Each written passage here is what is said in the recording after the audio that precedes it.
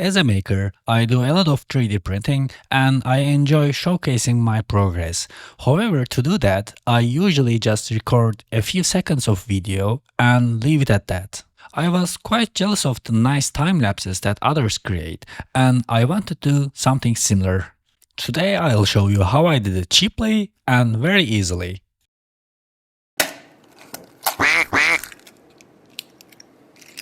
If you look at existing projects, they typically use a Raspberry Pi or a similar board along with an inexpensive camera module like this one. And by using Octoprint, they create a time lapse. The problem with this approach is that this type of cameras are usually low quality and have a low resolution.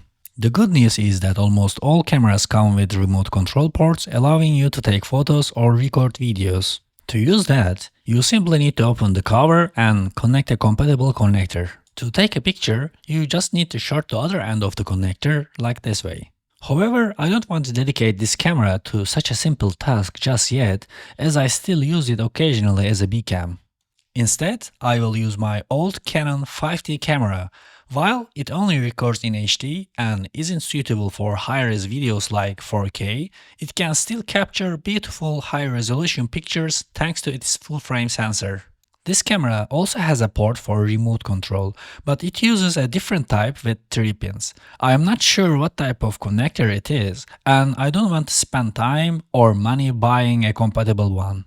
Instead, I will try using 2 DuPont wires. You probably have a few of them lying around as well. I connected them like this, and if you are wondering which pins I used, refer to this symbol as a reference. This is the symbol for the camera for the port, and these 2 pins are used to take a picture. I recommend using manual mode for the best results, especially with older cameras. Let's test if this works as expected. Here is a picture of one of my dogs. We can automate this process to create a time lapse. You can, of course, use a microcontroller for this, but I don't even want to use one. The cheapest way to do this is by using reed switches like these. Here is how they work. If you bring a magnet close to the reed switch, it will close the circuitry. And that's it. Here's a quick test. I placed it on a breadboard and I'll bring the magnet closer to it. If I bring it within about 2 centimeters, it will take a picture. To connect this to my 3D printer, I picked up 2 wires and I stripped both ends of the cables using a wire stripper. Then I crimped one side of the 2 cables using a cable crimper. After crimping the cables, they look like this. The final step is covering them with the plastic insulation. I like using a crimping tool to make my own DuPont cables. It makes the work look very clean. I soldered a reed switch to the other end of the cable and I insulated them using heat shrink tubes. They say using a lighter isn't the best way to shrink these, but I think it's fine for non-professional use. I will place the reed switch closer to the printing head, near to the switch. Once the printer head gets close to the reed switch, it will trigger a signal to the camera.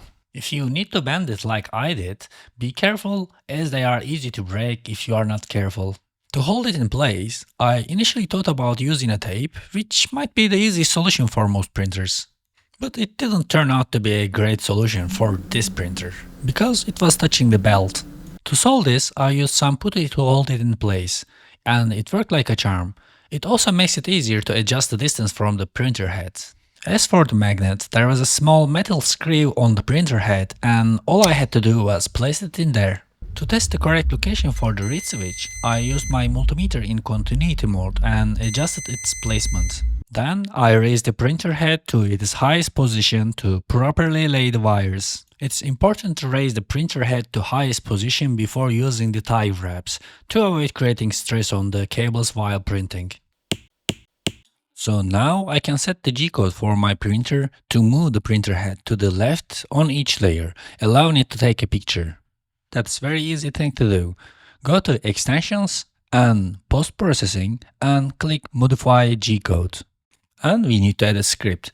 Click Add a Script button here and scroll down to Time Lapse.